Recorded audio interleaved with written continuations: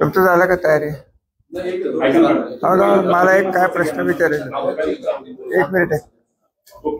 इथे दार बंद करा रे, बाहेरचं दार बंद करा. चल पळा.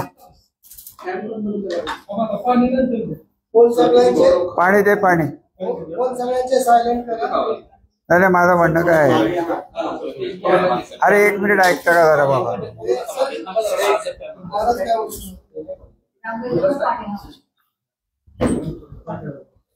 इथं ठेव ठेव.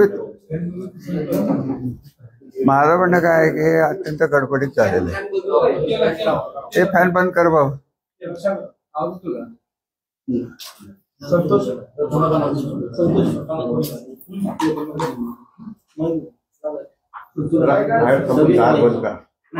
बाहेरच दार बंद करा. हे चला रे जरा, तुम्ही बाहेर पळा.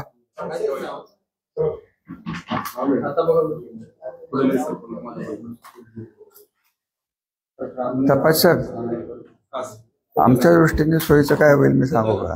हे जरा एवढं हे करू नका. एवढं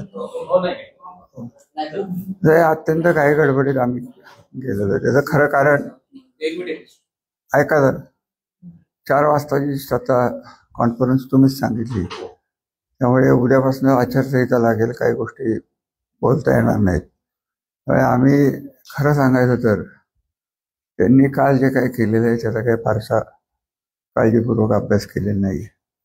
परंतु तुम्ही सगळेजणच होता. माझं म्हणणं असं आहे की आज आमचं जेवढं कुटुंब इथं होतं इथं हजर आहे. त्यांना तुम्हाला काय बोलायला लागेल, जे काही डायरेक्ट आरोप केले तर जे आमच्यातनं निसटतील. हे एक उदाहरण सांगा की रामराजांनी असं केलं, अमुक केलं, ते कोरेची शेवटची क्लिप उदाहरण म्हणून. हे तुम्ही आम्हाला विचारलं तर बरं पडेल. मग आम्हाला बोलणं सोपं. म्हणजे हे काय आठवत नाही अशातला भाग नाही. ते कुठेतरी आता एवढ्या सगळ्या पाण्याकडे. माझी तयारी काय चालली होती, आमच्या तिघांची भेटच होत होती. त्यांनी जसं केलं तसं इव्हेंट करायचं माझ्या डोक्यात होतं. ते उद्या झाली असते, फक्त उद्या तुमचं सगळं जाणार, हे सगळं इलेक्शन कमिशनवरच जाणार.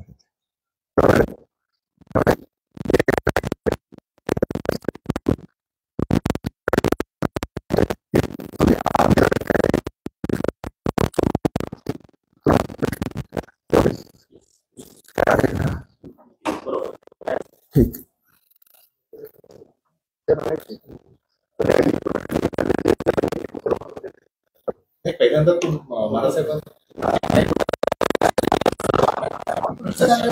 चला सुरू. नमस्कार, मी रामराजे नाईक निंबाळकर, माजी सभापती, माजी मंत्री, महाराष्ट्र राज्याच्या आणि सातारा जिल्ह्याच्या गेले 30 वर्ष सक्रिय राजकारणात आमच्या कुटुंबाचे जे काही राजकीय विचार आहेत, राजकीय संस्कार आहेत, त्याला धरून मी काम केलेलं आहे. आज इथं सगळं माझं जो होते कुटुंब, माझा मुलगा अनिकेत, जे बंधू रघुनाथ राजे, माझे दुसरे बंधू संजीव राजे, माजी आमदार दीपकराव चव्हाण, माझी धाकटी बहीण सोबत राजे, बाकीचे सगळे बाहेर असल्यामुळे आम्हाला काही एकत्र आणता आले नाही. प्रश्न असा आहे की जे काही घडलं 23 तारखेला, ते माझ्या दृष्टीने पोलीस तपासात काय निघतंय हे माझ्या दृष्टीने फारसं महत्वाचं नाही. आणि ते मी तेव्हाच बोलून दाखवलं होतं की पोलीस काय पद्धतीने करतील इतकंच नव्हे, स्पष्ट शब्दात मी सांगितलं होतं की देवेंद्र फडणवीस साहेब मुख्यमंत्री यांच्या न्यायबुद्धीवर माझा विश्वास आहे, असं मी 2दा बोललेलो. मागेही बोललो होतो, आत्ताही बोलतो. त्यांचा पहिला आरोप असा आहे, मला नावही घ्यायची इच्छा नाहीये, परंतु त्यांचा पहिला आरोप असा आहे की हे सगळं रामराजांनी केलं. माझं त्यांनी टोपण नाव मास्टर माइंड ठेवलेलं आहे. मास्टर माइंडने का केलं तर देवेंद्र फडणवीस साहेबांची जी सभा होती किती तारखेला होती तुम्हालाही माहिती, 26, ती कॅन्सल व्हावी. आम्ही असले उद्योग करत नाही, कारण माझी पार्टी वेगळी आहे, ते राज्याचे मुख्यमंत्री आहेत. मागच्या वेळेस त्यांच्या इलेक्शनच्या काळात सभा झाली होती, त्यात नीरा देवघरच्या कालव्याचं उद्घाटन झालं होतं, तेव्हा मी त्यांना फोनही केला नव्हता. यावेळेसही फोन केला नाही, तुम्ही या येऊ नका. त्यांचे कार्यक्रम असतात, त्यांना त्यांचे कार्यक्रम घ्यायचे, कॅन्सल करायचे पूर्ण अधिकार. माझा यापुरता या सर्व भानगडीचे संबंध दोनच या ठिकाणी, की ज्या हॉटेलमध्ये हत्या झाली त्याचाही मास्टरमाइंड मीच होतो का, कशी झाली, काय झाली, हे पोलिसांना या जिल्ह्यात जी सवय बसलेली आहे की पोलिसांना डायरेक्शन जातात, ते काही एक व्यक्तीकडनं जातात आणि मग ते सगळं होतं. हे जिल्ह्यातल्या व्यक्ती, माझं म्हणणं नाही की राज्यातली व्यक्ती कोण पोलिसांना इथं डायरेक्शन, तो मास्टरमाइंड मी आहे का? सगळ्याचा मास्टरमाइंड मी आहे. माझ्यावर त्यांनी 1-2-250 कोटीची डिफेमेशनची केस लावावी, पुरावे द्यावेत. 4 गोष्टी मला आठवतात त्या मी बोलणार आहे. मी आत्महत्येचं प्रकरण स्पष्ट बोललेलो आहे की त्या मुलीची आत्महत्या तिच्या काही वैयक्तिक कारणामुळे असेल किंवा अन्य कारणामुळे असेल, त्याचा सखोल तपास हा नीट पद्धतीने व्हायला पाहिजे. त्या मुलीने तक्रार केली होती ही फलटण पोलीसच्या, ग्रामीण पोलीसच्या विरुद्ध त्यांच्या डिपार्टमेंटकडं, आणि माझी DYSP श्री धस, कागद आहे का रे आपल्याकडं, कागद आहे का, इथं असेल बघ, धस साहेबांच्याकडे ती तक्रार केली होती. धस साहेबांनी त्या मुलीला उत्तर दिलं नाही, ती तक्रार दाबून गेल्याची माझी बातमी आहे. तिचं म्हणणं होतं, तिचा आरोप होता की रात्री 12 वाजता पोस्टमार्टम वगैरे अमुक तमुक फलानं झालं. ह्या त्यांच्या गोष्टी आहेत, माझं काय मास्टरमाइंड असायचा प्रश्न. मला हे माहिती नव्हती, ती मुलगी आजही मला माहित नाही कुठं राहते, मला माहित नव्हती, काहीच माहित नव्हतं. आत्महत्येशी माझा काठीचा संबंध नाही. धस साहेबांचं मी नाव घेतलं त्याचं कारण, माझी तर सगळ्यांनाच विनंती आहे की धस साहेब कोणामुळे आले, कोणामुळे बदली झाली, याचा शोध तुम्हीच घ्या. आणि धस साहेबांनी या तालुक्यात खरं सांगायचं तर आत्ता आलेले जे DYSP आहेत त्यांना अजून बरंच शिकायचंय. धस साहेबांनी काय केलं नाही एवढं सांगा. माझी तर माहिती अशी आहे की रात्री 1:30 वाजता FIR एक्स व्यक्तीच्या घरी लिहिली जात होती, ते सांगितलेलं होत होतं. त्यामुळे पहिली माझी मागणी आहे की जशी SIT या मुलीच्या कैलासवासी संपदा, डॉक्टर संपदाच्या मृत्यूची, तो अनैसर्गिक आहे नैसर्गिक आहे आत्महत्या आहे तो विषय वेगळा, ह्यांची SIT धस साहेबांची ही आम्हाला वेगळी लावून पाहिजे, ही माझी देवेंद्र फडणवीस यांच्याकडे स्पष्ट मागणी आहे. कारण मी त्यांना वारंवार, मी त्यांना आज सकाळीच काही संदेश पाठवले होते की साहेब मला माफ करा, माझे त्यांचे 96 सालपासून 99 सालपासून अत्यंत उत्कृष्ट संबंध. त्यांच्या कामगिरीबद्दल विरोधी पक्षात असताना, मंत्री म्हणून 14 ते 19 असताना, मी सभापती असताना त्यांची कामगिरी, त्यांची उत्तरं, त्यांचं लेजिस्लेटिव्ह वर्क, त्यांची बुद्धी, त्यांची साईट, याबद्दल मला पूर्ण पार्टी आणि पार्टीचे विचार हे माझ्या मनात कधी शिवत नाहीत. माझ्या मनात विकास ही माझी संस्कृती आहे, इकडची जनता ही माझी मुलं, हे संस्कार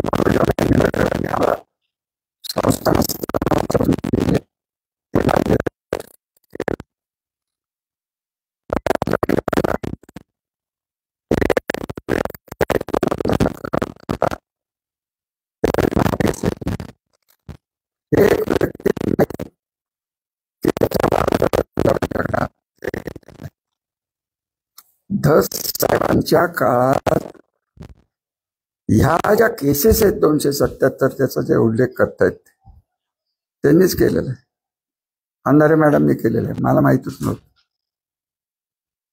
या 277 केसेस कोणाच्या काळात झाल्या असतील, साहेबांच्या काळात झालेल्या. आमची बातमी अशी आहे की असा फॉर्मॅट आहे, त्या फॉर्मॅटमध्ये फक्त नावं बदलली जातात आणि सही केली जाते. आता ह्या सगळ्या गोष्टी झाल्या कोणाच्या? माझा सगळा मुद्दा एकच आहे की फलटण तालुक्याची बदनामी झाली का नाही हे फलटण तालुक्याच्या महाराष्ट्राच्या जनतेने, आम्ही म्हणतो आम्ही शिवाजी महाराजांचे आमचे जावई संभाजीराजांचा आजोळ, आणि जर असं म्हणलं जातंय की पोलीस बळाचा वापर करून 4 कारखाने आहेत त्यांनी वाचून दाखवले, ह्याचे एवढे त्याचे तेवढे, आमच्या विरुद्ध का हो कधी श्रीराम कारखान्याच्या विरुद्ध तक्रार झाली नाही? एकाही मुकदमाने तक्रार केली आहे श्रीरामच्या विरुद्ध, त्याचं उत्तर कदाचित संजीवराजे देते. शरयू कारखान्याची कधी तक्रार झाली? फक्त यांचीच तक्रार का झालेली आहे? आणि ही तक्रार ज्यांच्या काळात झालेली आहे त्यांच्या यासाठी होणं हे नैसर्गिक न्यायाला धरून आहे. आणि हे सगळं पोचतंय, हे DYSPकडे पोचतंय की त्यांच्या डिव्हिजनमध्ये झालेल्या गोष्टी आहेत. त्यावेळी बाकीचं काही जरी झालं तर SITची मागणी 277 केसेस जर खऱ्या असतील, FIR जर फाडले गेले असतील, तर मला वाटलं तर वकिलीचा सल्ला घेऊन मी हे 277 केसेस हायकोर्टात नेणार आहे आणि त्याची SITची मागणी करणार आहे. हा माझा नंबर 1चा मुद्दा आहे. नंबर 2चा मुद्दा, आगावणे कोणाचा कार्यकर्ता? आगावणे कुठल्या पार्टीतनं उभा होता? 14 आणि 19 मला वाटतं ना, 14 आणि 19 दोन्ही वेळेस दीपकराव तुमच्या विरुद्ध उभा होता आणि भाजपकडनं उभा होता, बरोबर आहे? एकदा काँग्रेस, आपण तर काँग्रेसमध्ये नव्हतो, राष्ट्र. पण त्यांच्यात काय झालं हे त्याचा मास्टर माइंड मीच. आज मी तयारीत नाही, मी तुम्हाला पाहिलं तर कोणाला तरी क्लिप पाठवून देतो की ज्या सौभाग्यवती आगावणे काल तिथं आल्या होत्या आणि मागे बोलल्या होत्या अंधारेबाईंच्या तिथं, त्यांची एक क्लिप आणि रणजित दादांची क्लिप ही कधीच माझ्याकडे आलेली आहे. त्यात त्यांनी स्पष्ट सांगितलंय की सुरू कोणी केलं, अमुक केलं, तुम्हाला मिटवायचं असेल. हे फार महत्वाचं वाक्य आहे. आगावणेला कस्टडीत दिगंबरला व्हिडिओ काढायला लावा आणि माझ्याकडे पाठवा की रामराजांनी मला करायला लावली. ही पद्धत जी आहे, आणि यांनी सांगायचं माझा काय संबंध नाही, रामराजांनीच करायला लावलं. ठीक आहे, माझा फोटो दाखवला. आता त्यांच्या मुलीला आत्महत्या मीच करायला लावली आणि ती आत्महत्या खोटी आहे असं जर कोण म्हणत असेल तर याला विकृती म्हणायची नाही तर काय म्हणायचं? आमच्या हॉस्पिटलमध्ये ठेवलं होतं, मग काय हॉस्पिटल आम्ही काढलं ते हॉस्पिटल, तिथं मुली आल्या होत्या, आल्या असतील नाही तर सुविधामध्ये होते, सगळं खोट रिपोर्ट हे बघ. आणि तिथून त्या भारतीय हॉस्पिटलला ट्रान्सफर केले कारण त्या सिरियस झाल्या. आता मला तुम्ही सांगा, या तालुक्यातल्या 2 मुलींनी आत्महत्या केली, प्रयत्न केला, हे कारण सोडलं आणि त्यांना जर मदत केली तर माणूस केला धरून आहे की नाही आहे का? ते आम्हीच केलं आणि त्याच्यातही मास्टर माइंड मीच आहे. यांची सवयच अशी आहे की धंदेच असे करतात आणि ते अंगाशी आले की कोणामुळे झाले तर रामराजांच्यामुळे झाले. दुसरं एक उदाहरण देतो, कालच्या त्यांच्या प्रेस कॉन्फरन्सची हे नाही, 1-150 आणि एक सुरवडीचे प्रल्हाद पाटील त्यांनी कारखान्याचा बट्ट्याबोळ केला आणि ते म्हणतात माझी प्रॉपर्टी घालवली, रामराजेंनी घालवली. आता रामराजेंनी काय घालवली? यांनी उद्योग केले फलटण शुगरचे आणि त्यांचे काय NCLT झालं ते झालं, कोणाचं चूक? हे जे सगळं चाललेलं आहे यात फलटणची आबरू कुठे राहिली एवढं मला सांग. आणि याच्यात राजकारण तरी कुठं काय राहिलंय मला सांग. कार्यकर्ता यांचा, त्यांच्या जवळचा कार्यकर्ता, काय त्यांची घेणी देणी असतील त्याचे त्यांनी पुरावे दिले. आम्हाला काय करायचे त्याशी? आणि बेसिकली मी तुम्हाला एक सांगू का की या 23 सालपासनं माझी खासदाराचं नावच मी कधी घेतलेलं नाही, कधीच घेतलेलं नाही. मी कधीही म्हणलेलं नाही की माझी खासदार आणि त्यांची PA यांना तुम्ही, आणि अंधारे मॅडमने तरी काय केलंय? कोण म्हटलंय त्यांना आरोपी करा? चौकशी करा ही मागणी करायची नाही लोकशाहीत का? तर यांची 3 सुसाईड नोटमध्ये नाव आहेत. एक हे आगावणे, एक ननवरे आणि एक परमारे, इनडायरेक्टली और डायरेक्टली संदीपचे. संदीप काय ते आपलं मुंडे, अहो त्यांना इन्व्हेस्टिगेशनला तुम्हाला बोलवता येत नसेल. मग मला तरी इन्व्हेस्टिगेशनला माननीय मंत्री जयकुमार गोरे यांच्या केसमध्ये केवळ माझे फोन होते म्हणून जिथं तुम्ही लोक बसलाय तिथंच माझी 4 तास तपासणी झाली. तपासणी समोर गेलो. हे सांगतायत ते तपासणी नको, हे नको. कोण घाबरतंय? मी तर म्हटलं करा, काय करायचं. परवाच एका सभेत म्हटलं की तुरुंगात टाका मला पलटणसाठी. मी तुरुंगातही जायला तयार आहे. आणि तुम्हाला कोणी सांगितलं की हा प्रयत्न झाला नाही? ते कुठे आहे रे? ते कुठे आहे तो शिवराज? तुम्हाला केस तो पेपर तोही दाखवतो. 22 सालची गोष्ट आहे. 2 कॉन्ट्रॅक्टरची भांडणं होती.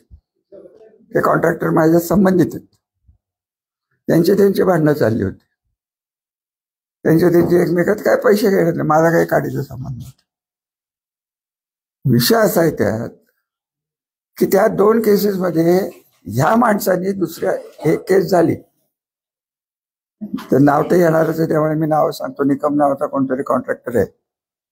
त्या कॉन्ट्रॅक्टरनी दुसऱ्या लोकांच्यावर केस केली. हा मूळ विषय. त्याच्यात त्याने बरेच गोंधळ घातले. दुसरी तक्रार यांनी EOW कडे करायला लावली. तेव्हा कोणी केली होती? EOWनी माझ्या ऑफिसला सभापती या नात्याने अमुक अमुक तारीख जी आहे मी तुम्हाला दाखवतोय, पाहिजे तर तुम्हाला हे देतो. EOWच्या वैरागकर नावाच्या असिस्टंट इंजिनियरनी श्री रामराजे नाईक निंबाळकर सभापती अमुक अमुक तारखेला कुठं होते याची लॉगबुक मागवा. अमुक अमुक निकम त्यांनी त्याच्यावर तक्रार केलेली आहे आणि त्यासंबंधी आम्हाला चौकशी पाहिजे. त्यांचा आरोप असा होता त्या निकमाचा की रामराजांनी त्या माणसाला उचललं, त्यांच्या पुण्याच्या घरी आणलं, किडनॅपिंग आणि खंडणी अशी तक्रार करा अशी EOW कडे तक्रार केली. त्याच्यावरही ते वागलं नाही. आणि ते माझ्या ऑफिसने उत्तर दिलं तेव्हा मी पुण्यातच नव्हतो. मी सातारला जिल्हा बँकेच्या बैठकीत होतो. तो विषय संपला. हे सद्गृस्त कोण जे होते त्यावेळेचे सत्ताधारी 22 साली, हे पुणे कमिशनरकडे गेले. पुणे कमिशनरकडनं मला फोन यायला लागले की असे सद्गृस्त आलेत. ते म्हणतात की EOWला सांगून रामराजे नाईक निंबाळकर यांच्यावर केस लावा. त्याची पहिली बातमी मला कोणी दिली असेल तर संजीव राजांनी. त्यांना तुम्ही विचारू शकता. आणि मी नाव घेणार नाही त्या अधिकाऱ्याचं. शेवटी मी देवेंद्र फडणवीस साहेब मला माफ करतील अशी माझी अपेक्षा आहे की शेवटी मी त्यांना फोन केला आणि म्हणलं देवेंद्र साहेब हे काय चाललंय?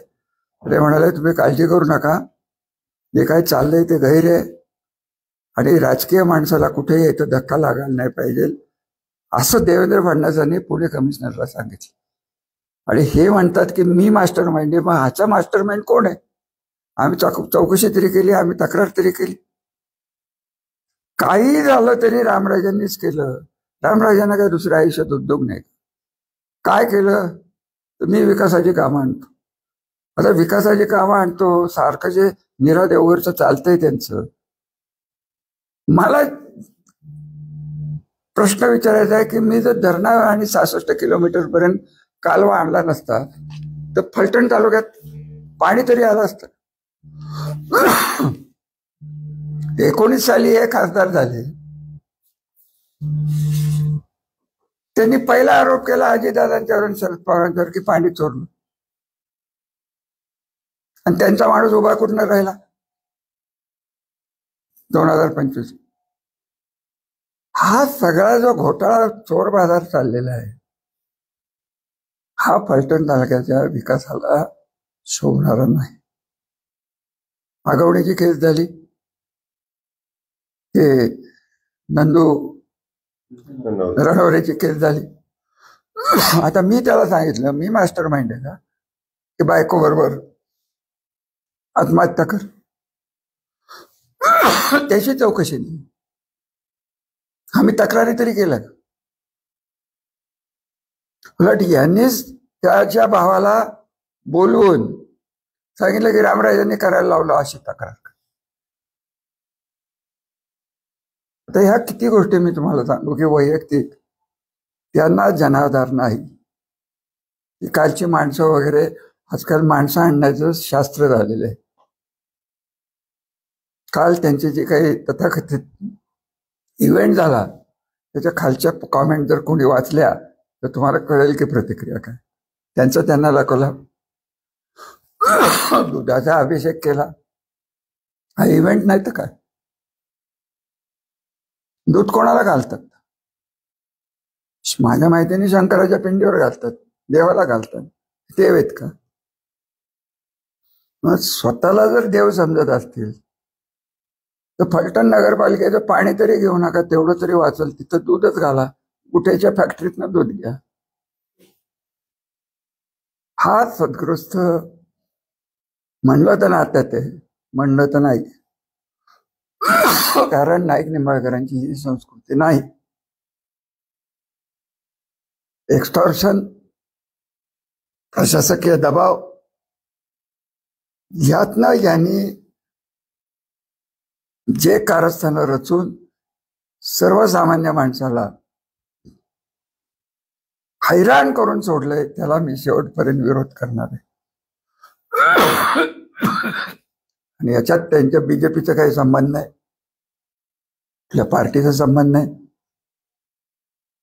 फलटण तालुक्यात आमच्या घराने 1200 वर्ष इथं जनतेचा सांभाळ केलेला. लोकशाहीत योगायोगाने का व्हायना आमच्यावरती जबाबदारी आलेली आहे, पुढच्या पिढीवर जबाबदारी आलेली आहे. आमची लोक ही आमची मुलं आहेत, त्यांना आम्ही बर्बाद होऊन देणार नाही हे महाराष्ट्राच्या जनतेला मी स्पष्ट सांगू इच्छितो. प्रश्न राहिला संजीव राजांनी त्यांच्याकडं कॉम्प्रोमाइजला केली. आत्ताच्या इलेक्शन मनोमिलन, मनही नको मिलनही नको. हे उभे होते 24 साली, तर हे बोलणं गरजेचं आहे. स्वतः मुख्यमंत्री उपमुख्यमंत्री देवेंद्र साहेब 24 साली मला वाटतं उपमुख्यमंत्रीच होते. उपमुख्यमंत्री अजितदादा, मी, संजीव राजन, माझा मुलगा अनिकेत राजे समोर बसले होते. भविष्यातले खासदार नाईक निंबाळकर आणि आमदार गोरे साहेब. काय आमची बातचीत झाली ती झाली. यांनी कॉम्प्रोमाइज केलं, मग तुम्ही कशाला पाया पडाल तिथे गेला. मी तिथं स्पष्ट सांगितलं होतं की या माणसाच्या स्टेजवर मी येणार नाही.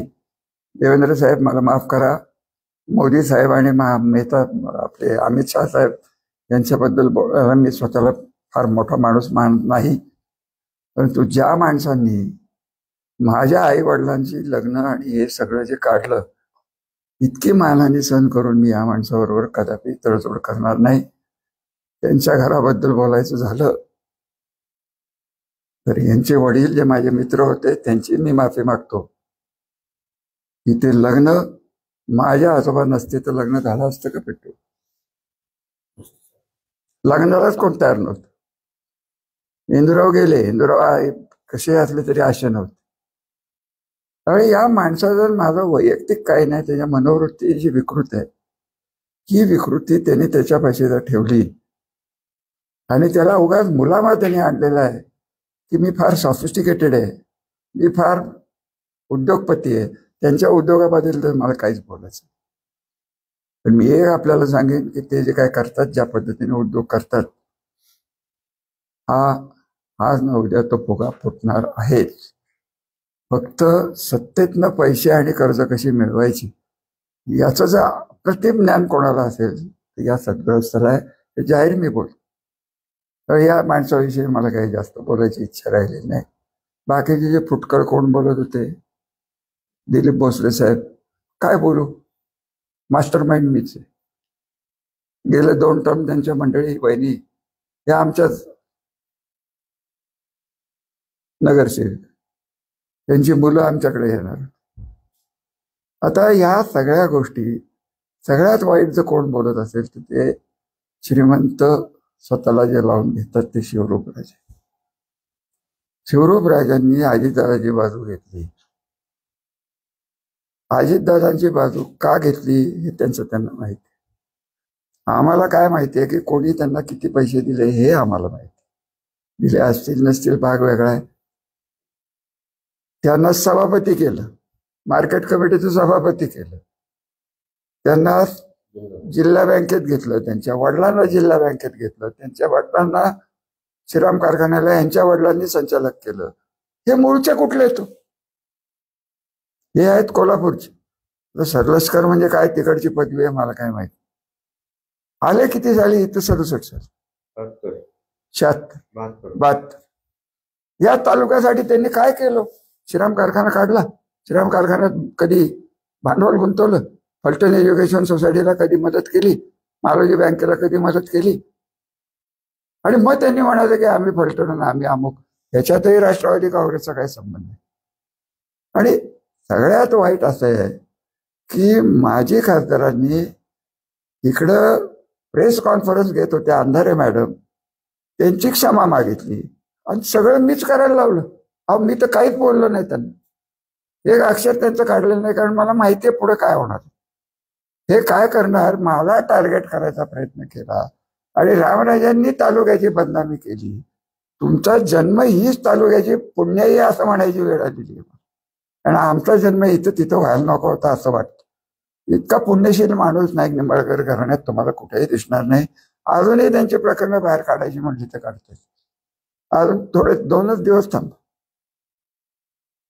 त्यांच्या सौभाग्यवती ते माझ्या मित्राची कन्या आहेत, त्यावेळी आम्ही कित्येक वेळा गप्प बसतो. त्या माऊलीकडे बघून आम्ही गप्प बसतो. त्यांचं घर किती घरंदाज होतं, माणसं किती चांगली होती याची मला पूर्ण कल्पना आहे. मला काय त्यांच्याविषयी बोलायचं नाही, त्यांच्या संसाराविषयी बोलायचं. परंतु काल जो एकंदरीत नाटक रचलं गेलं, दुधाचा अभिषेक तर सोडूनच द्या, मला जर वेळ आली तर मी कदाचित गोमूत्र शिपडून घेणार आहे, हे तुम्हाला मी सांगून ठेवतो. विषय असा आहे, स्वतः दाय मारून रडले, परंतु दिगंबर आगवण्याच्या आणि नंदूच्या डोळ्यातल्या आसूला आणि त्यांच्या त्रासात कुठल्या तपासात एक बेल मिळाला की लगेच आत जातो, गाड्या बाहेर उभ्या असतात, पोलीस चौक. आगवणे काय, हे मुकादम काय, ही कुठली पद्धत? 16 केसेस त्या बाई म्हणतात आमच्यावर. त्या बाईंची माझी ओळख होती का तर इलेक्शन काळात माझ्याकडे त्या आल्या. त्यांनी फोटो दाखवला की ती आयला येतात. आता रघुनाथ राजांना गाड्यांचा शौक, त्यांच्या वकिलांना गाड्याचा शौक, म्हणून त्यांचा वकील तिथं आला आणि सांगतात की ती आमच्याकडे. इतकं भंडल. नाझी काळात गोबेल्सचाही बाप असलेला हा माणूस आहे. शेवटचं जे राहिलेलं आहे ते आर निंबाळकर. माझी तपासात तुम्हाला विनंती, तुझा नंबर दे रे, तो पुढे पुढे तुम्ही त्याला फक्त हाय टाका, तुमच्या नंबरवर ना हाय टाका, त्याचा नंबर घ्या. ऐका मला, तुम्हाला काय दाखवता नको होत नाही, त्याचा नंबर द्या. काय ठीक. तो पद्धतच अशी आहे की कोणी त्यांना पाठवलं असेल मला माहित नाही, पण व्हॉट्सअपमध्ये सेव्ह करताना नंबर कोणाला घालता येतो आणि ते मला घातलं आणि प्रत्येक काय त्याला काही सेन्सच राहिले नाही अशा पद्धतीचं सगळं. आणि खोटं बोलण्यात या माणसासारखा ते एक्सपर्ट नाही.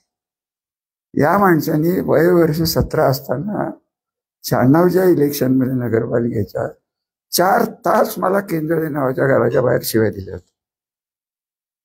मी विसरलेलो नाही. ही संस्कृती आहे त्या घराची.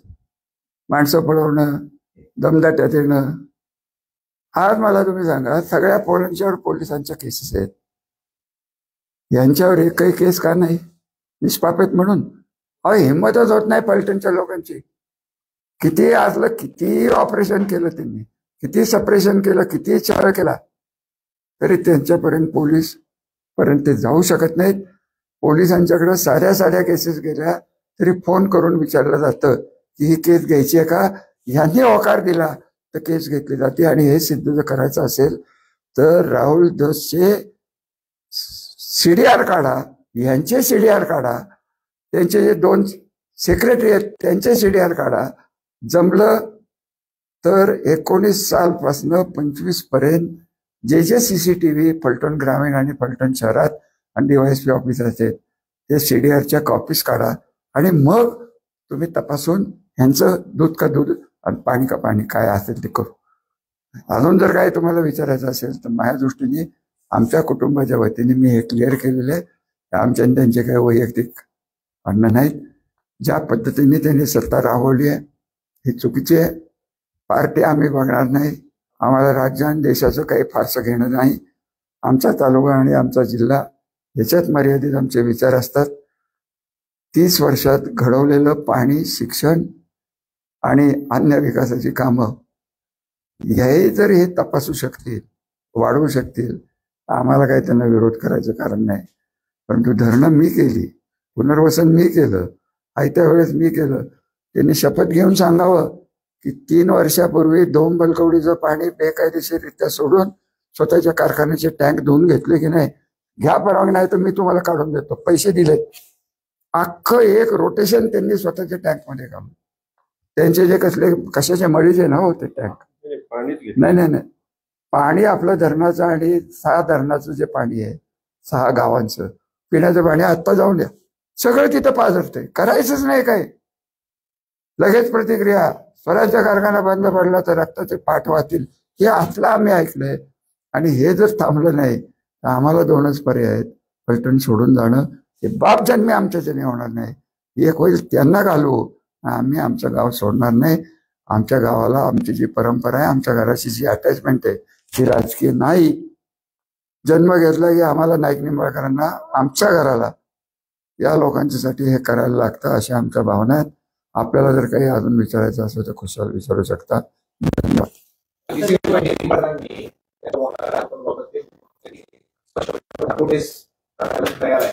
आणि तुम्हीही करावी अशा पद्धतीचं त्यांनी वक्तव्य केलेलं आहे. पण मी त्यांच्यावर कुठलाच आरोप केलेला नाही. तर त्यांनी तरी नार्को टेस्ट कशी, आणि मी तरी कुठं म्हणतो मी, तुम्ही करा आधी 2 गोष्टीची करा. जे आरोप केले गेले ते तुम्ही करायला लावले, याच्या पाठीमागचा मास्टर माइंड तुम्ही आहात असं त्यांचं नाव येतं स्पष्ट म्हणत होतं. त्याविषयी नार्को टेस्ट करा असं त्यांचं म्हणणं. तुम्ही म्हणाल त्या ठिकाणी, तुम्ही म्हणाल तो डॉक्टर, कसं बघताय, काय सांगा. त्यांनी स्वतःची नार्को टेस्ट करावी. मी प्रश्न काढून देईन, मग आम्ही आमची नार्को टेस्ट करू. आणि त्यांच्या डॉक्टरने त्यांनी काढायचं काही कारण नाही. नार्कोला आम्ही म्हणतच नाही ना. मी काय आरोप केला का त्या मुलीचा खून केला यांनी? मी काय म्हणलंय का की छळ छावण्यात आल्यात? मी त्यांच्यावर काय आरोप केले म्हणून मी माझ्याकडे पॉइंट आउट करते. त्यांना उत्तर नाही म्हणून ते पॉइंट आउट करते. ठीक आहे, मग सिद्ध करा ना तुम्ही. एक तरी दाखवा की सिद्ध करून दाखवावं त्यांनी की त्या मुलीला मीच पत्र लिहायला लावलं, तिच्या काय त्या हातावर मीच लिहायला लावलं, ती काय तिचे जर काय खाजगी काही रिलेशन्स असतील त्यांना मीच पाठवलं. त्यांचे पैलवान तिकडं बीडमध्ये जात आहेत, तिथले लोक बोलतायत ते मीच करायला लावलं. म्हणजे मी एकदा त्यांना सरळ सांगा, पुराव्यासहित सांगा की हे ह्याच्यातलं मी केलेलं आहे, मग मी हो का नाही म्हणेन. नार्को टेस्ट हा एक स्टंट आहे. नार्को टेस्ट करायची कशाला? आलीच आहे की नार्को टेस्ट, आता बघू इलेक्शनला काय होते. आणि करायचीच असली नार्को टेस्ट तर त्यांनी त्यांची करावी. आमची काय मागणी नाही. त्यांनी नार्को टेस्ट, उद्या म्हणतील मी लाय डिटेक्टर टेस्ट करीन. आपण तुम्ही तुमची करा की तुम्ही मला कशाला मागताय? तुम्ही तुमची सत्ता आहे, मला अटक करा आणि नार्को टेस्ट करायला लावा. साधा विषय आहे ना. कशाला माझ्यासाठी मला हे नको नको नको. नाही तो विषय नाही. माझ्या वयाची काळजी करायला नाही माझी फॅमिली आहे. आपण आपल्या डोक्याची आणि भ्रमिष्ट बुद्धीची काळजी घ्या. आणि आमच्या तालुक्यापासून जरा लांब राहिला. दिल्लीत आपलं बरंच वजन आहे असं मी ऐकतोय. दिल्लीत जाऊन तुम्हाला जे काय करायचं ते करा. आमच्या तालुक्याला जनतेने नाकारला असताना मुख्यमंत्री त्यांना पाठीशी घालतायत.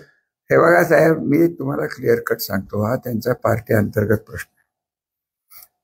शेवटची इलेक्शन झाली तेव्हाही युती होती. तेव्हाही देवेंद्र फडणवीस साहेब इथं आले होते. माझी आणि त्यांची ओळख संबंध असतानाही मी एक अक्षर कधी बोललो नाही की तुम्ही या येऊ नका. ते आले, बोलून गेले.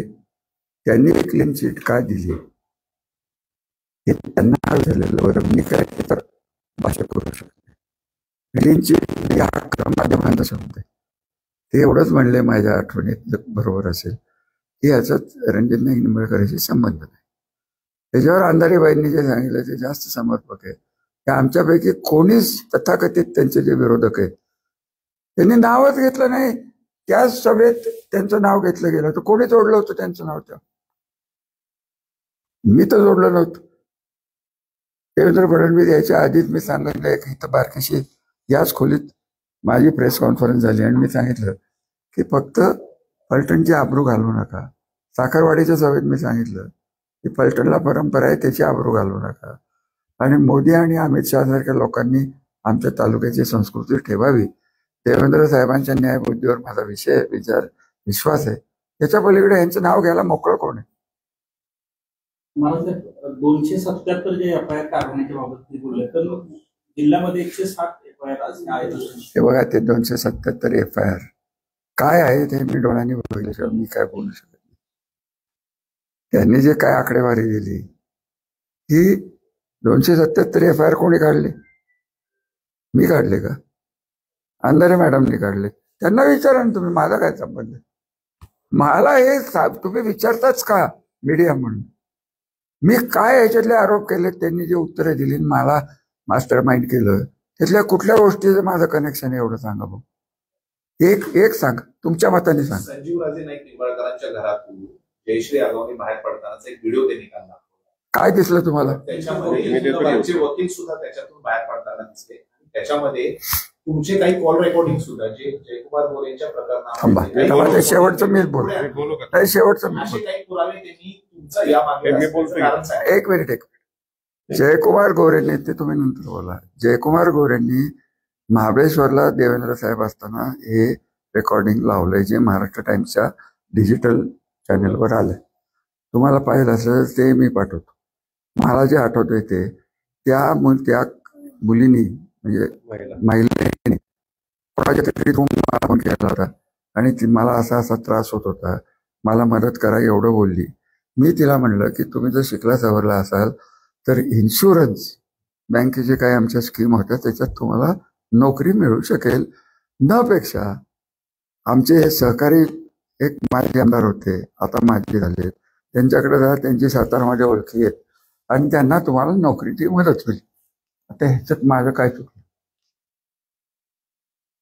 आणि त्याच्या आणि या गोष्टीचा संबंध आहे.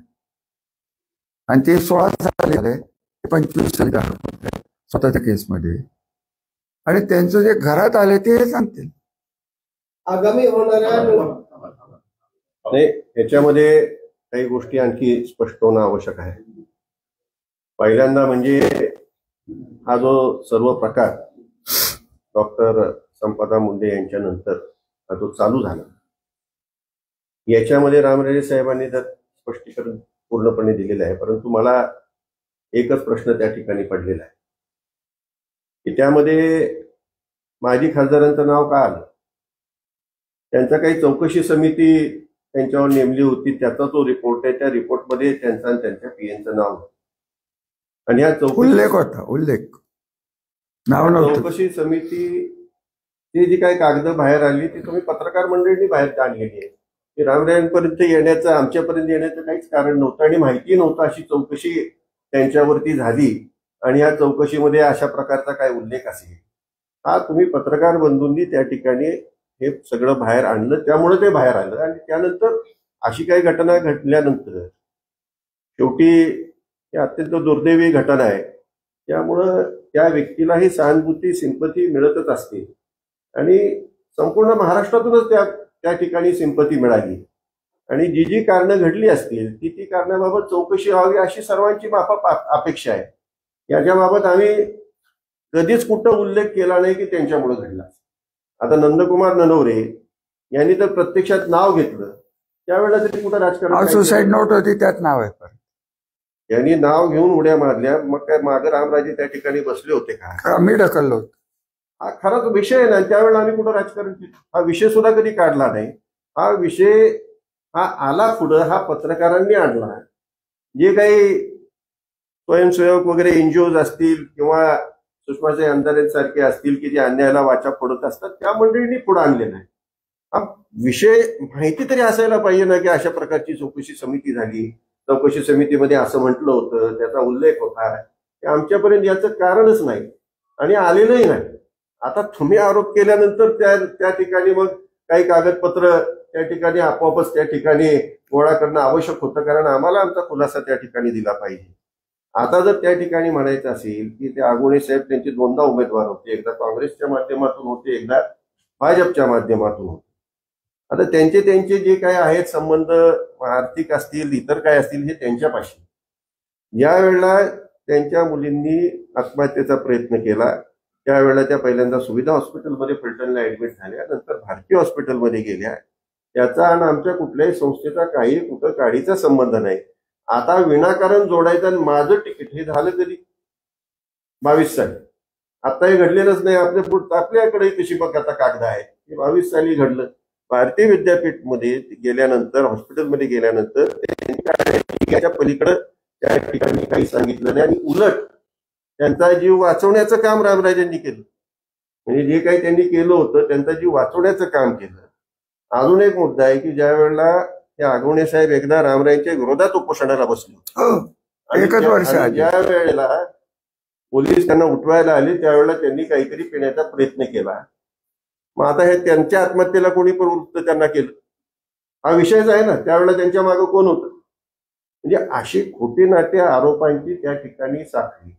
आगवणेबाईंना सांगायचं रामराजेंचं नाव घ्यायचं, आता धडधडीत सगळ्या महाराष्ट्राने ऐकले.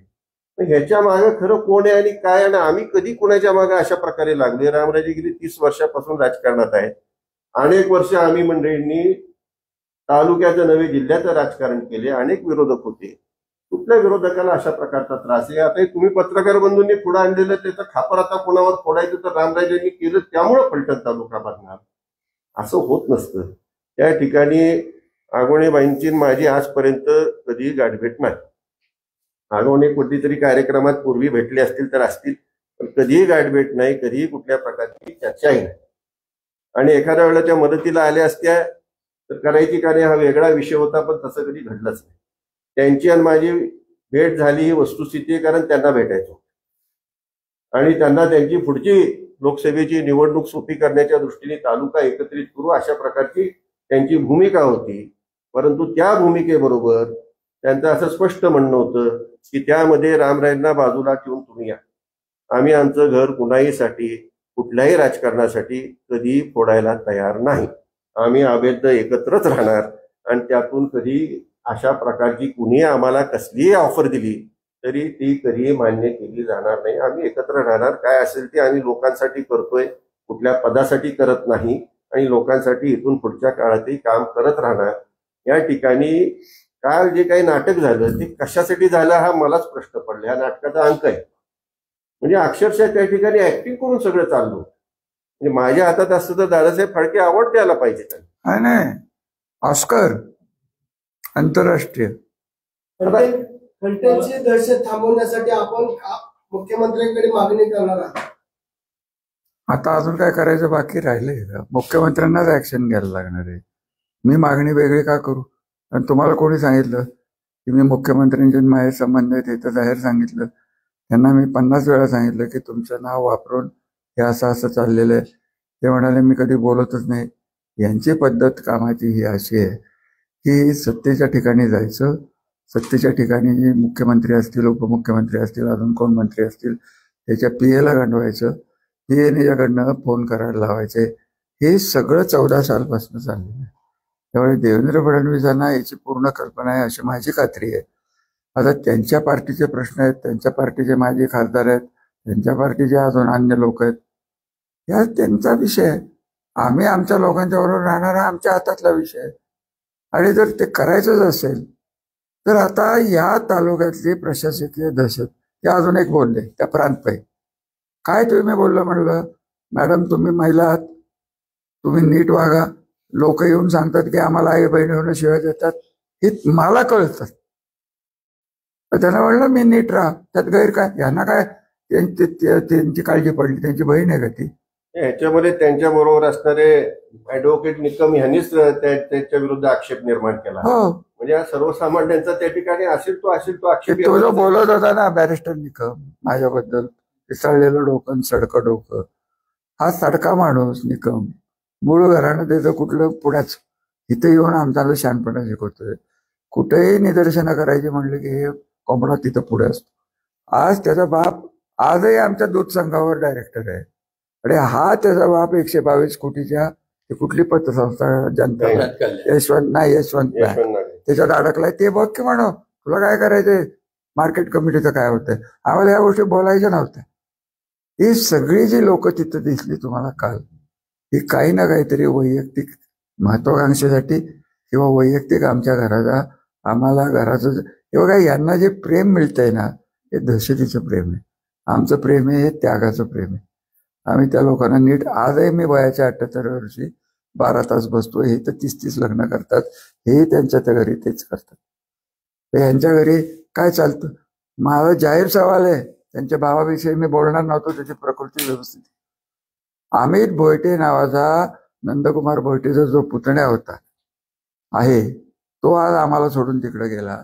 त्याच्या बांधकामाच्या विषयी बोल की म्हणा, कोणी तक्रारी केल्या? अशोक जाधव त्यांचा, तो अजून कोण रे चिंचकर का काय तो काय चिरुमले का मिरुमले, ह्या काढा की तक्रारी.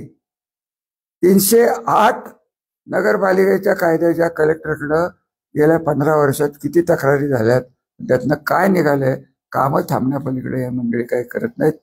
एक कुरूप शाह नावाची एक व्यक्ती आहे फलटण, ते काल बोलले, त्याचं नाव कुरूप, म्हणून घेतो स्वतःला अनुप, पण त्याचं खरं नाव कुरूप. महाराज, अशी जी स्टंटबाजी होती हे दिशा भरकटली जाते जनतेची. फलटणकर जनतेला आणि सातारकरांना आपण काय सांगतो? मी एकच सांगेन की आपल्या जिल्ह्याला, आपल्या तालुक्याला, आपल्या शहराला ऐतिहासिक परंपरा आहे.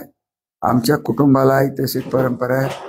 या ऐतिहासिक परंपरेला जपण्याचा आम्ही विचार करतोय. तुम्हाला जर आमचा कंटाळा आला असेल तर तुम्ही आम्हाला स्पष्ट सांगा. हे निवडणुकीतनं होईल तरी आम्ही आमची परंपरा सोडणार नाही. 78 ते 91 पर्यंत आमच्या घरात सत्ता नव्हती, कुठली नव्हती. राजकीय वलय आमच्या घराचं संपलं होतं. नशिबाने लोकांनी दिलेली साथ आणि कैलासवासी शिवाजीराजे यांचे वडील, त्यांनी आम्हाला एकत्र येऊन आमच्याकडनं शब्द घेतले की याच्या पुढे जगायचं असेल ते हे एकत्र येऊन करा. त्या दृष्टीने आम्ही पावलं टाकली. शरद पवार साहेब, अजित पवार साहेब सगळ्यांनी साथ दिली. पाण्याचे प्रश्न सुटले, शिक्षणाचे प्रश्न सुटले, इंडस्ट्रीचे प्रश्न सुटले. सगळ्यात चांगली गोष्ट काय झाली असेल तर फलटण जे गडवाजेला प्रसिद्ध होतं, मारामारायला प्रसिद्ध होतं, राजकीय भांडणं रोज 3 गावं पोलीस चौकीत होती, हे सगळं थांब. 3 गटाची लोक आमच्याकडे येऊन सुखाने नांदत होती. या सगळ्या शांततेच्या आणि समृद्धीच्या दिशेने जाणारा विकास हा या माणसामुळे नष्ट होण्याची शक्यता आहे. आणि त्यासाठी माझा त्याला विरोध. त्यांनी कुठल्याही पार्टीत न द्यावं. काय पार्टी करत असतो? कमळ 14 दिवस आधी पृथ्वीराज बाबांनी त्याला जिल्हाध्यक्ष केला आणि 15व्या दिवशी तिकडे गेला. हे असली यांची वागणी आणि दहशतीनेच. यांचे कार्यकर्ते जास्त नाहीत, यांचे कार्यकर्ते म्हणजे इथले सरकारी अधिकारीच आहेत. आणि ठाम म्हणणं आहे, कोणाला काय बोलायचं असेल सरकारी अधिकाऱ्याला तर बोला. माझं हे ठाम म्हणणं आहे की सरकारी अधिकाऱ्यांनी सरकारी अधिकाऱ्यासारखं वागावं. सगळी दहशत जाईल. देवेंद्र फडणवीसांना काय करायचं कारण नाही, पण वर्ण जे ते सारखं दाखवत आहेत की देवेंद्र फडणवीस माझा आहे, अमित शहा माझा आहे, मोदी आमचा आहे. आम्ही तर लहान माणसं आहे, मोदींच्या ताकदीसमोर आमचं काय चालणार आहे? तरी आम्ही लढणार. आमचं काय व्हायचं असेल ते होईल. अहो, यांच्यावर रेड पडली धंद्यावर. आम्ही खरी आरोप केले का त्यांनी टाकले? म्हणलं का मास्टर माइंड तो होता? आणि नार्कोचं जे तुम्ही बोलताय ना, त्यांनी पहिले नार्को घ्यावी. माझा एकच प्रश्न आहे की जो मी बोलून दाखवला की निकमनी जी तक्रार केली त्याच्यानंतर पुणे कमिशनरकडे जाऊन रामराजांना खंडणीच्या गुन्ह्यात आणि किडनॅपिंगच्या गुन्ह्यात अडकावं अशी 3 तास भांडणारे तुम्ही होता का नाही, याचं उत्तर त्यांनी द्यावं आणि त्याची नार्को घ्यावी. आणि मग माझ्या अडको घ्यायला यायचं. महाराज आता जो मुख्यमंत्र्यांचा कार्यक्रम झाला तो कार्यक्रम होऊ नये यासाठी पण तुम्ही प्रयत्न केले असं मला काडीचाही मी देवेंद्र फडणवीस साहेबांना मुख्यमंत्री म्हणून मानणारा माणूस आहे. मी तुम्हाला मगाशीच सांगितलं की त्यांची एकंदरीत वागायची पद्धत, मुख्यमंत्री असतील, आमदार असतील, सगळं असेल. देवेंद्र फडणवीसांची ऍक्च्युली कृष्णा महामंडळाला अनुशेषाच्या माध्यमातून विदर्भाचा एक प्रतिनिधी म्हणून प्रचंड विरोध केलेला आहे. तरी आमची मैत्री होती एकमेकाबद्दल, आजही सद्भावना आहे. या सगळ्या गोष्टी असताना मी कशाला विरोध करू? आणि माझं काय बिघडणार होतं ते येऊन धरून झाला की आत्महत्या झाली नसती त्यांनी आलं असतं, भूमिपूजना करून गेले असते. माझ्याबद्दल बोलाय मला पत्रिकेत नाव होतं, मी नाही गेलो, पण मला माहिती आहे माझ्यावर येणार आहे.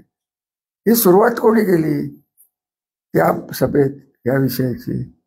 त्यांनी, माझी खासदारांनी केली. पहिलं कोणी बोलले ते बोलले, त्याच्यानंतर आमचे परम मित्र माननीय गोरे साहेब बोलले असणार, मी तर ऐकलंच नाही. आणि मग देवेंद्र साहेब बोलले असणार. देवेंद्र साहेबांना तुम्ही विचारा की माझा काय कधी फोन आला होता तर मी कधी त्यांना सांगितलं होतं की या येऊ नका. हे सगळं स्वतःवर शेकते. हा योगायोगाचा गोष्ट आहे हो. 23 तारखेला झालं आणि हे 26ला येणार होते. 23ला जर आत्महत्या झाली नसती तर काय झालं असतं? त्यामुळे माझा काय थांबवायचा प्रश्न? सुषमा अंधारेंना आणि महबूब शेखला तुम्ही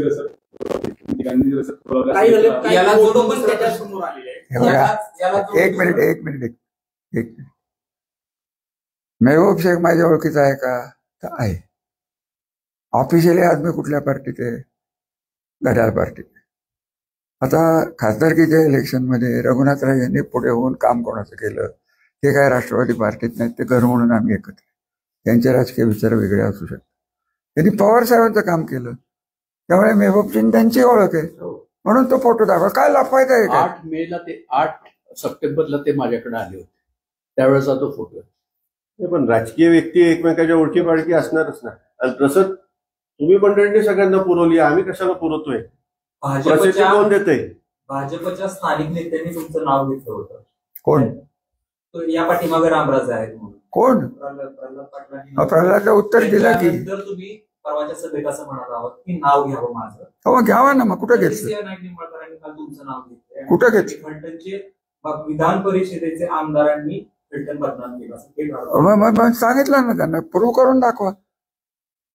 माझ्यामुळे बदनाम झाला असेल, मग ज्या अंधारे मॅडमला 50 कोटीची नोटीस पाठवली होती त्यांची का माफी मागितली? हा उलटा प्रश्न आहे ना. मागितली ना माफी, त्यांनी माफी मागितली आणि सगळ्या त्याला कारण. आता प्रश्न असा आहे की विधान परिषदेच्या आमदारांनी बदनामी केली, मी माझ्यामुळे बदनामी झाली, पोलीस यंत्रणा निष्प्रभ करून टाकली, माझ्यामुळे झाली. ते मुकादम उचलून आणले, मी सांगितले. मुकादमांचे ट्रॅक्टर इथं लावून ठेवले. आजही तुम्हाला जर वाटलं तर मी तुम्हाला पाठवून देतो. हे सगळं सुरू झालं तेव्हा 100-200 ट्रॅक्टर होते तिथं, ते चिटबाईचे तिथं लावले. आणि तुम्हाला हेही सांगतो की 200, आता हे बोलणार नव्हतो मी, 277 FIR त्यांनी एका त्यांच्या सामान्य कामगाराला दुखवून ठेवलं होतं, त्यांनी अंधारे मॅडमला दिले. काय म्हणणं आहे तुमचं? मला नावही माहित नाही, तर माणसाचं नाव माहित. तुम्ही म्हणाल कोणी सांगितलं? आम्हाला आमच्या सोर्सेस. 30 वर्ष काय फक्त मुंबईत राहून काय मित्र जोडलेले नाहीत असं काही नाही. त्यामुळे हे सगळं खोटं. माझं नाव घेतलं, काय नाव घेतलं? कर की मग माझ्यावर डिफेमेशनची केस. मी म्हणतो ना की केलंच मुकादमाशी तूच करत होता. 13 नंबर खोली कारखान्यात होती.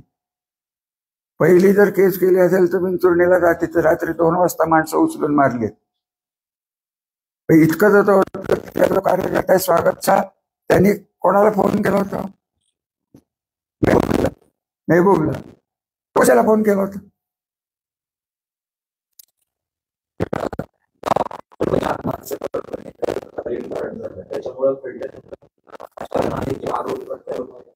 साहेब एक मिनिट. याच्यात कुठलंही राजकारण नाही. आमचा राजकीय विषय नाही. आम्ही आमच्या जनतेच्या संरक्षणासाठी रस्त्यावर येणार कुठल्याही सत्तेशी टक्कर देणार. आमचा राजकारणाचा विषय नाही. मी साखरवाडीच्या सभेत हे क्लिअर सांगितलं होतं की मोदी साहेबांना माझी विनंती आहे, अमित शहाला विनंती आहे की आम्ही फलटणपुरतं आमच्या जिल्ह्यापुरतं बघणारी माणसं आहे. आम्हाला राजकीय विचार दुसरा कळत नाही. विकास आणि सर्वसामान्य माणूस हा आमचा राजकीय विचार आहे आणि त्या विकासाला सामान्य माणसाला संरक्षण द्यायची जर वेळ आली तर तेवढी आम्ही देणार. राजकीय भागाला प्रश्नच येत नाही. मला मी खरं सांगू का ही प्रशासकीय दहशत काय फक्त पलटणपुरती? बाकीच्या ठिकाणी जाऊन बघा ना. या बाईंचं मला फोटो लावायचा होता कारण या बाईंच्या दुर्दैवी अंतामुळे हे सगळं बाहेर आले. आज त्या आगवणे मॅडम काय म्हणल्या परवा 4 मागही त्यांनी 24 साली उभ्या राहिल्या होत्या. पत्रकारांनी त्यांच्याकडे कधी लक्ष दिलं नाही. तुमचं तरी काय चुकत नाही काय? त्या बाईने माझ्या मला माहिती आहे की आणि त्यांची माझी ओळख हो भेट झालीच होती माझी, का होऊ नये. त्या मला विचारत होत्या की आम्ही उभं राहावं का नाही. म्हणलं तुम्ही तुमचा निर्णय घ्या. त्या कुठनं उभ्या राहिल्या? असं आम्ही कुठं काय बोललो त्यांना? हे सांगितलंय नार्को टेस्टला किंवा लॅब टेस्टला जर तुम्ही येत नसाल तर तुम्ही श्रीमंत निंबाळकर नाईक निंबाळकर असं नाव घेणार का? हे बघा नार्को टेस्ट त्यांनी सांगितलं म्हणून नार्को टेस्ट घ्यावी असं कुठं आहे? तुम्ही करा, चौकशीला बोलवा, करा नार्को टेस्ट ना. तुम्ही करा की तुम्ही आधी करा. मी जे म्हणतोय ना त्याची नार्को टेस्ट काय ते कसले लाय डिटेक्टर ती करा. मग मी करतो काय करायचं ते. येऊन द्या ना बाहेर. अहो तुम्हाला मी मागाशी सांगितलं ना मी अजितदादा वगैरेच्या बैठकीत बसलो ते बोलणार नव्हतो. हा विषय मी जेव्हा काढला तेव्हा देवेंद्र साहेब स्वतः म्हणले रामराजे मीच ते थांबवलं होतं म्हणून. काय त्याची हिंमत आहे? तो बसला होता की टोणगा. सगळं मान्य आहे ना. त्याचा वंशावळाचा ह्या सगळ्या विषयाचा काय संबंध? म्हणजे थोडक्यात असतील ना आजकाल 96 कुळी कुणबी हा काय विषय राहिलेत का? नाही. याचा जो आरोप असतो ना तो माझ्या आई वडिलांच्या लव्ह मॅरेजचा असतो. आमच्या घरात लिबरल वातावरण आहे. माझी आत्या ही नामदोशी होती. आलं का लक्षात? हे जर 96 कुळी आहेत 96 कुळींचं लग्न का होत नव्हतं वडिलांचं याचंही 96 कुळीने उत्तर द्यावं. माझे विषयच राहिलेले नाहीत ना. वंशावळ 96 कुळी आता सगळ्यांची घाई लागली. कुणबी दाखली काय राहिले का कोणाचं? किती वेळ झाले? आता कधी येणार एवढं सांगा का? लाईव्ह गेलं 6 महिने ताप द्यायचा नाही.